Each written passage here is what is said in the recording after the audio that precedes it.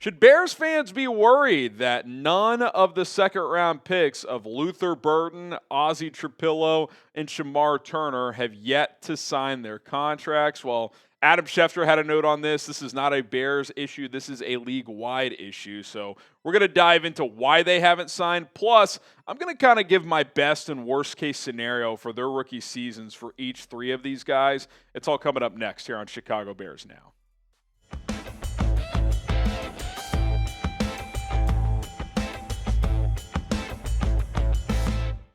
I'm Harrison Graham. Contractual concerns. Are there any? Should we be worried? As Luther Burden III, Ozzy Trapilo, and Shemar Turner, as of filming this on July 1st, have yet to sign their rookie contracts. Now, reminder, important date for all these guys, rookies and quarterbacks, report to Hallis Hall for training camp on Saturday, July 19th. So, as of filming this, that gives us the Bears 18 days to get this contract done for these players. And obviously, depending on when you're watching this, regardless of when, less than 3 weeks. So still plenty of time, but obviously getting closer. When the calendar turns July and there's rookie contract stuff, you're like, okay, there's a deadline soon. But remember, not even for second rounders, Caleb Williams and Rome Odunze didn't sign until I think the day before they had to report last year. So this does happen sometimes. But Adam Schefter recently had the note of that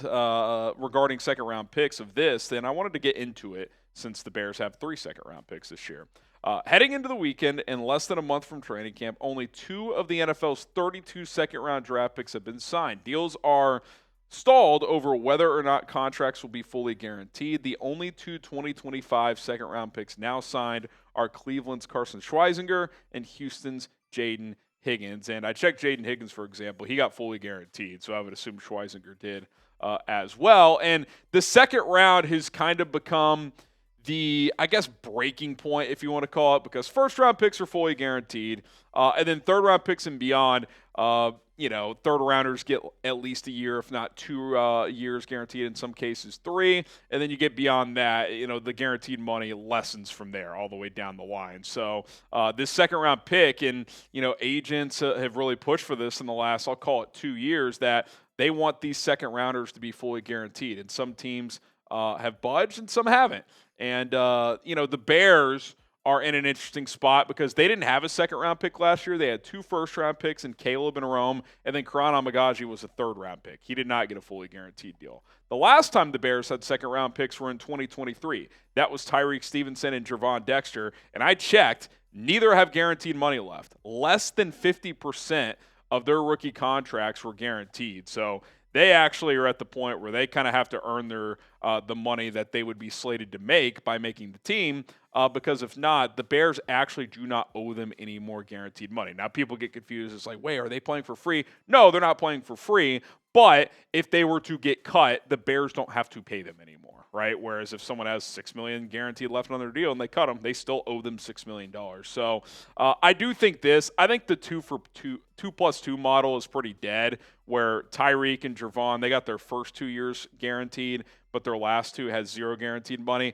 That you're not seeing that anymore. I think teams that are trying to push back, they're like, well, we shouldn't have to guarantee the 4th year. And so it's one of those, do you guarantee all 4 years of a rookie contract for a second rounder, or is it a 3+1? It'll be interesting to see what happens with the Bears. I mean, with Luther Burden being the 39th pick, I'm guessing his agent's going to push pretty hard for a fully guaranteed contract. Trapilo and Turner are closer to the end of the second round. Maybe that's a 3+1 situation for each of those 2 guys, so we'll see how it plays out. But, yeah, I mean, these agents and, with the player association, all that, they're trying to push for more guaranteed money, which I don't blame them. That's part of doing their job. They're trying to get their client even more money. Now, should we be concerned? Are there any concerns? Until July 19th is here, I'm not, because last year people were freaking out, and there was never any real reporting that Caleb or Rome wouldn't sign. They were first-round picks, a different situation, but they signed the day before. It was perfectly fine. But, it does happen, right? Like Roquan Smith missed some of training camp because there was a contractual issue between he and the Bears, and, that was a storyline at the time. Forget what year that was, but That was a real thing. The Shemar Stewart thing in Cincinnati, I think that's something to watch. But in the end, I expect these guys to all sign and be full throttle. But until they do, it is a storyline, and that is the reason, because these agents are pushing for fully guaranteed contracts for these second-round picks, something that first-round picks have had for quite a while. Okay, subscribe to the channel because we will have full Bears training camp coverage, reaction to what's happening out at the practice field, and any other news storylines around the team during training camp, which is less than 3 weeks away. So hit that subscribe button. We'll have plenty of more content on a daily basis as well that's not training camp related between now and then and during training camp. When training camp is slow, we'll have other content cooked up for you guys. So hit the subscribe button, turn on that notification bell. That way you know exactly when we go live and when we publish videos, because we will keep you guys informed. Okay, so that's the news part of this. This is why they're not signed, because of the guaranteed money stuff.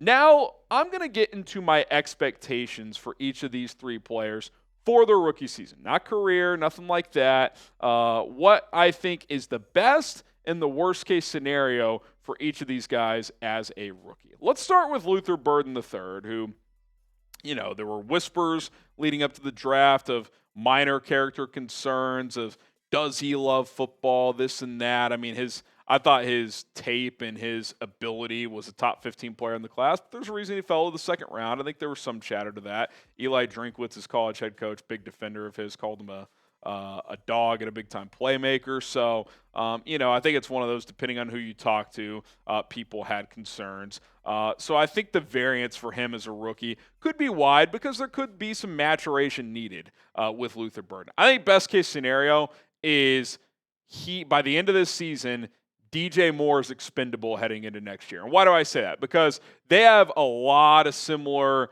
skill set overlap, right? Luther Burden III, very good after the catch, can play on the outside and in the slot. You can use him as a returner, which is a skill set that DJ possessed early in his career before he established himself as a high-level receiver.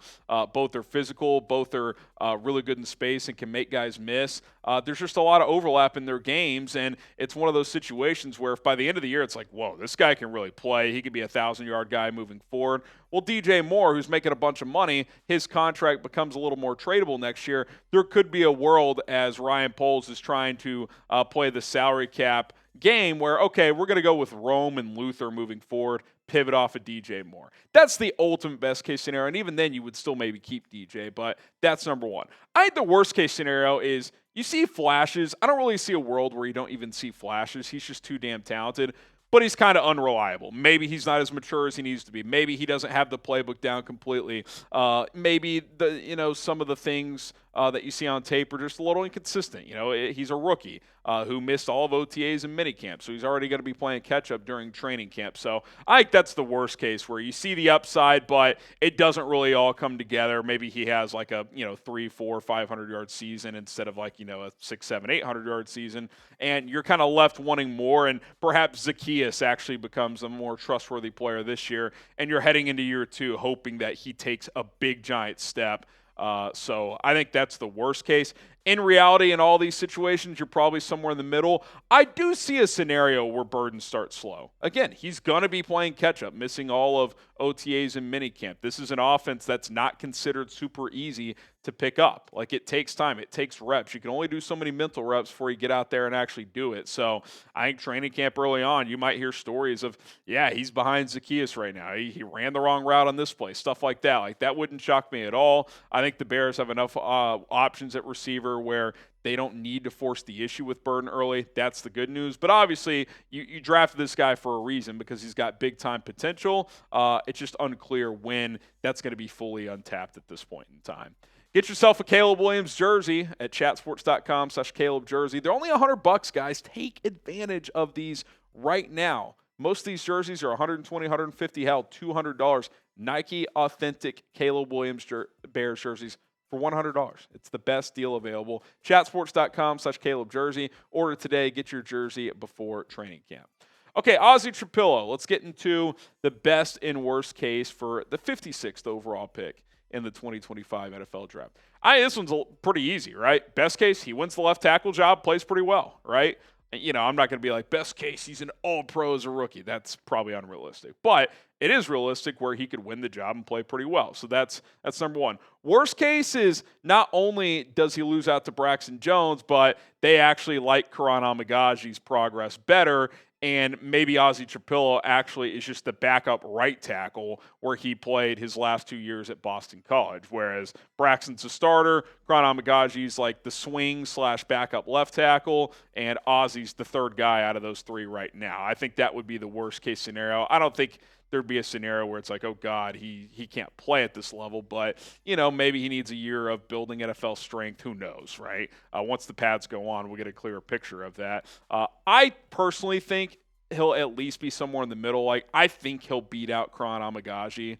If I had to guess, I think he profiles better as a pass protector, which Ben Johnson said is first and foremost in terms of order of importance of what he wants to see out of his offensive tackles. You got to protect the quarterback first. I think he profiles as that better than Amagaji, who profiles more as a physical run blocker. So I think you've got that. So we'll see what happens. I think there's a decent chance he wins the job. I think it'll end up between him and Braxton Jones, and depending on Jones's health, he may not really be a big factor, so that'll obviously be a big storyline heading into training camp as well. And then lastly, Shemar Turner, who, I think this could come along a little slower because his last year at Texas A&M is when they kicked him inside.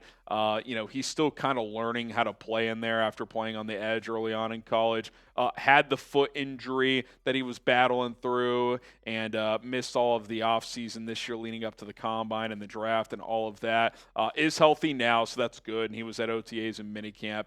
I think the best case scenario is by the end of the season, he's the team's best three-tech. Maybe he is just throughout the season flashes and just ascends and all of a sudden he's better than Grady Jarrett, who's still a fine player, but he's 32, and obviously his best days are probably behind him. Worst case, he's like a tweener without a defined role. Because what is something we talked about when they drafted him? Is he a three-tech? Do they want to play him at nose? Do they consider playing him at edge? It sounds like they're starting him at three-tech, and they're going to let him work there first. And I do think his body type, ideally in a 4-3, is as a three-tech. He's like 295. 292, which profiles as a good speed rusher, but he has good power as well. I do think, though, he might need a year to develop. Defensive lineman, it's tough going to the NFL. Even when you come from the SEC, it's like you're making a big jump. This is a different ballgame. I mean, even a guy like Will Anderson Jr., right, out of Alabama a couple years ago, comes out, has a really good rookie year. I think he had like 5 sacks. It's not like these guys don't come in and just dominate. Like even the really good ones, even like Jared Verse, who was awesome as a rookie. I think he had 4.5 sacks last year. So you might look up at the end of the year and be like, yeah, you saw some upside with Turner, but more development is needed, which is very similar to Gervon Dexter, by the way, who ended up taking a step forward in year 2. So, probably somewhere in the middle where he's a rotation guy this year. You see the upside, but you also see the inconsistency. That would be my guess for Shemar Turner. Okay, who's going to have the best rookie year out of all 3 second-round picks? Is it Luther Burden, Ozzy Trapilo, or Shemar Turner? Take a guess down in the comment section below, LB, OT, or ST, and let us know what you think. My name is Harrison Graham. Appreciate everybody for tuning in to this episode of Chicago Bears Now. Do not worry. These guys should get signed sooner rather than later. I'm not concerned yet. Neither should you. Don't forget to subscribe to the channel, and bear down.